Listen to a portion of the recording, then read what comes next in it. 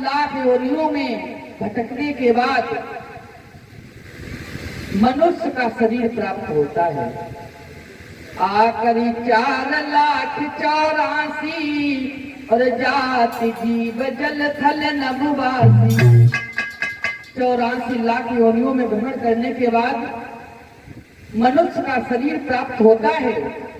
इसे वृथा ना गवाएं, क्योंकि श्वास श्वास में हरि भजो, वृथा श्वास मत कोय, और पता नहीं इस श्वास को आवन होय न होय।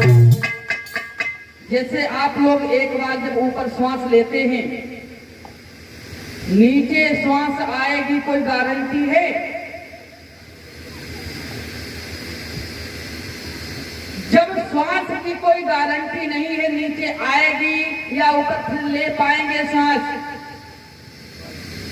तो भगवान का निरंतर गुणगान करते रहना चाहिए। श्वास श्वास में काम भी करते रहो और भगवान का नाम भी लेते रहो।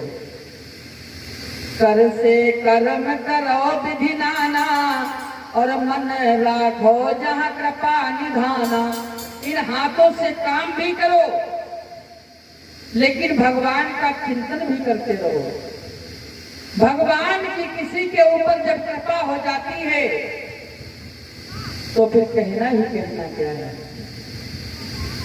बिगड़े भी काम सफल हो जाते हैं जब भगवान की कृपा होती है। और जब भगवान थोड़ी सी भी टेढ़ी निगाह करता है तो उसके बने हुए काम भी बिगड़ जाते हैं, उसमें भी विघ्न पड़ जाती है। इसीलिए भगवान का गुणगान करते रहना चाहिए। ये ना सोचें अभी मेरी कोई उम्र नहीं है, अभी हम 20-25 साल के हुए हैं, 40-45 साल के जब हो जाएंगे तब भगवान का भजन करेंगे। क्या कोई महाराज की गारंटी है? शरीर की कोई गारंटी नहीं है। और भगवान भी ये जवानी ही स्वीकार करते हैं, न बालापन स्वीकार करते हैं और न बाद में बुढ़ापा स्वीकार करते हैं। जवानी में भगवान का गुणगान करोगे, भजन करोगे, वही भगवान स्वीकार करते हैं। जैसे आप देख लो, एक कली होती है, पुष्प की कली, भाई वो क्या है? बालापन। कली है, बंद है, ये बालापन है। और बाद में जब वही कली पुष्प बन जाती है, और पुष्प बनने के बाद जो बाद में जब मुरझा जाती है, बिल्कुल सुकड़ जाती है, तो बताओ कली चढ़ाने के लायक है या वो मुरझा गई है? पुष्प बनकर के मुरझा गया है, वो चढ़ाने के लायक है भगवान को? बताओ। न कली चढ़ाने के लायक है भगवान को, न मुरझाया हुआ पुष्प चढ़ाने के लायक है। पुष्प कौन सा चढ़ाने के लायक है?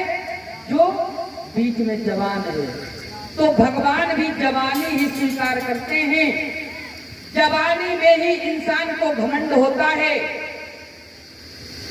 यही एक परीक्षा होती है। मैं तो एक कहता हूं, जवानी पर इतना इतराओ मती, जवानी पर इतना बड़ा घमंड मत करो। हम हष्ट पुष्ट हैं, बड़े फुर्तीले हैं, जवान हैं, हमारे पास बहुत धन दौलत है, या हम बहुत बलवान हैं। ऐसे मत इतराओ। एक दिन जवानी भी धोखा दे जाती है। कैसे? एक कवि ये कहता है कि ए है 2 दिन की जिंदगानी, और काहे ठे मरे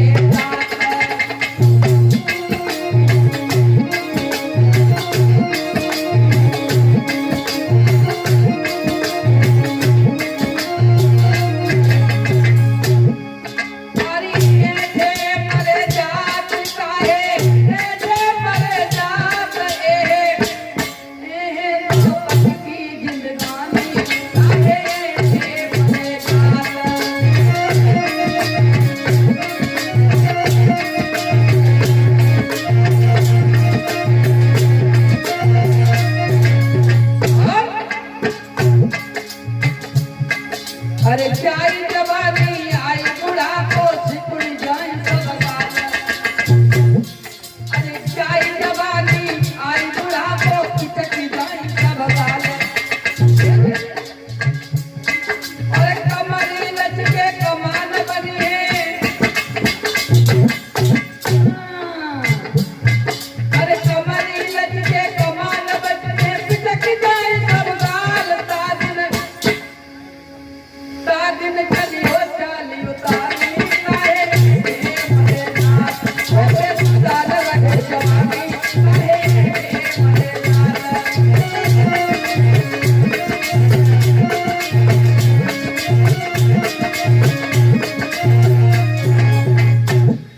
कोई पता नहीं जिंदगी का, सुबह का भोजन किया शाम को मिले और शाम को भोजन किया सुबह मिले, अन्यथा न मिले, कोई गारंटी नहीं है।